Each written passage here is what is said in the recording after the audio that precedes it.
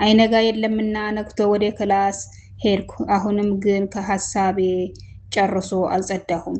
አሁን ኡስማንን ለማግኘት እየጓጓሁ ነው። ዋትሳፕ እና ቴሌግራም ለመግባት ዳታዬን የማበራው ልክ እንደ በፊቱ አሁንም እናወራለን፣ ግን ስለ ትምህርት፣ ስለ ውሎ ገጠመኝ እንጂ ስለ ግል ህይወታችን አውርተን አናውቅም። ኡስማን ክላስ የምገባበትን እረፍት የምሆንበትን ሰዓት ጠንቅቆ ያውቃል። ከዶርም ልጆች ጋር ተግባብተናል። ከሁዳ ውጭ ሌሎቻችን ተከባብረን ተጋግዘን እየተማርን ነው። ያቺ ከኔ በላይ ማን አለ እያለች ስታቅራራ የነበረችው ሁዳ ዛሬ በሁሉም ዘንድ ተንቃ ለንግግሯ አድማጭ ለጠያቂዋ መልስ የሚሰጣት አታለች። እንደዛ ታስበረግጋት የነበረችው አስማረች እንኳን ዛሬ ከጤፍ እንኳን አትቆጥራትም። እንደውም ዛሬ ላይ በትችት አነጋገር አንቺ ሁዳ የሚሉሽ ግን እሱን ቀሚሳችሁን ዝም ብለሽ ነው የለበሽው። ይኸው እንደነሱ አንድ ቀን እንኳን ስትሰግጂ አይቼሽ አላውቅም። ኧረ ወይ መከራዬ፣ ማስመሰልሽ ብቻ አረገሽ፣ አስጠላሽኝ አለቻት። አላህ በእኛ ላይ ግዴታ ያረገብንን ነገር በአግባብ መፈጸም ስንችል በአላህ ዘንድ ውዴታን እናግዛለን። ልቦች ሁሉ በእጅ የሆነው ጌታችን ሰዎቹን እንዲወዱን በማድረግ ተወዳጅ እንሆናለን። ከዛ ተቃራኒ ከሆን ደግሞ ውርዴት እንጂ ክብር አናገኝም። በአስማረች ንግግር ይህን ሀዲስ አስታወስኩ። ወመን ተሐወነ ቢሶላቲ ወየኩኑ ባጊደን ፊቁለኒቢ ናስ በሶላቱ የታከተ ሰው በሰዎች ዘንድ የተጠላ ይሆናል። የአላህን አማና ያልተዋጣን ሰው ለኔ ይሆነኛል ብሎ ማን ይቀበለዋል? አምሳያው ቢሆን እንጂ ለመወደድ ለመመሳሰል ብለን የምናደርገው ነገር አንዳችም እረፍት አያስገኝም።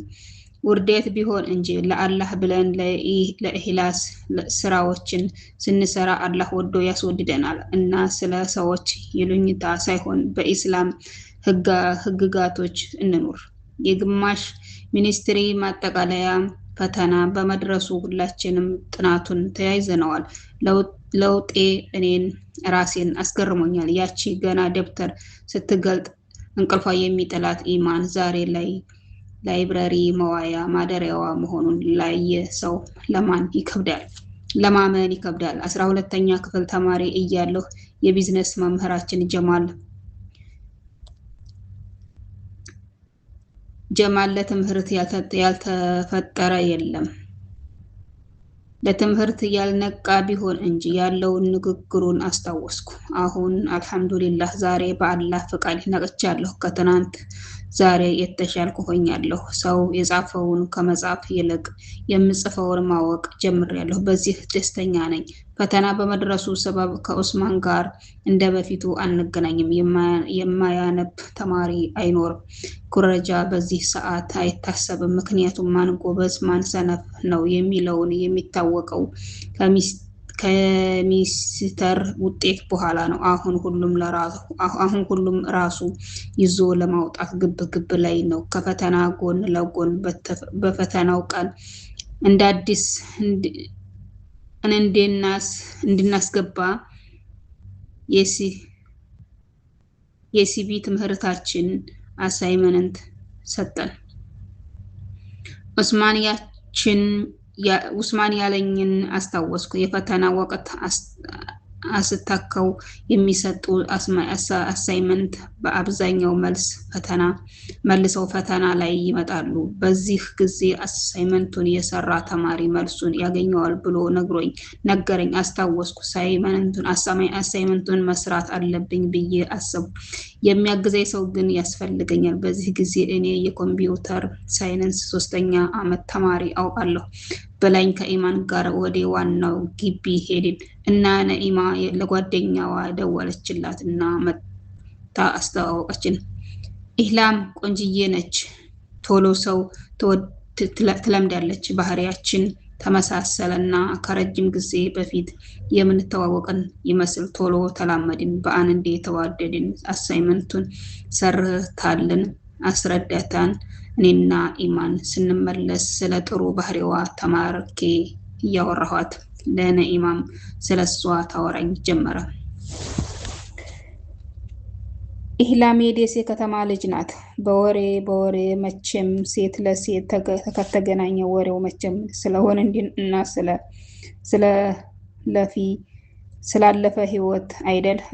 ኢህላምም እንደዚህ አለችኝ። መድረሳ አንድ ላይ ነው ቁርአን የቀራ ነው።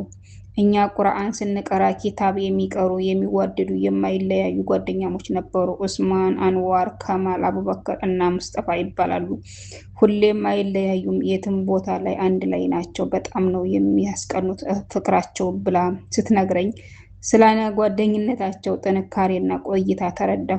እስከ ትላንትም ታዲያ ኢህላም ኡስማን የሚባለው አፍቅራ ብዙ ተሰቃይታለች። እንደውም በረኪና ሁላ ጠጥታ ነበር። አሁንም መቼም እንደዚህ ሆና አይጨክንባትም ስል ጭራሽ ራስሽን የመግደል ስልጣን ማን ላንቺ ሰጠሽ ብሎ የበለጠ ፊት ነሳት። እንዲህ እያለች ስታወራኝ በሰማው ነገር ተደነባበርኩ። ኡስማን ማለት መናኸሪያ አካባቢ ኤሌክትሮኒክስ መሸጫ ሱቅ ያለው ብዬ ለማረጋገጥ ያህል ጠየቃት።